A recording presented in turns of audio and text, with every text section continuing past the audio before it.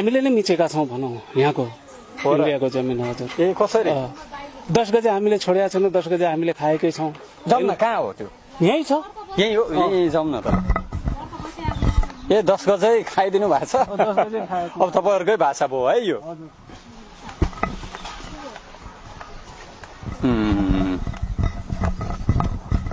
हामी 10 गजातर्फ जाँदैछौँ।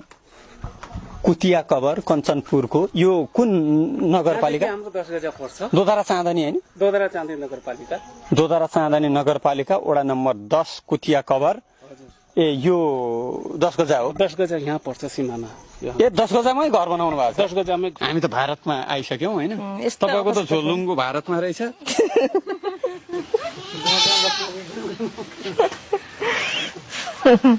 नमस्कार दर्शक, संसदको रोस्टममै उभिएर प्रधानमन्त्री बालेन शाहले नेपालले पनि भारतको केही सीमा मिचेको छ भन्ने अभिव्यक्ति दिएसँगै नयाँ बहसको थालनी भएको छ।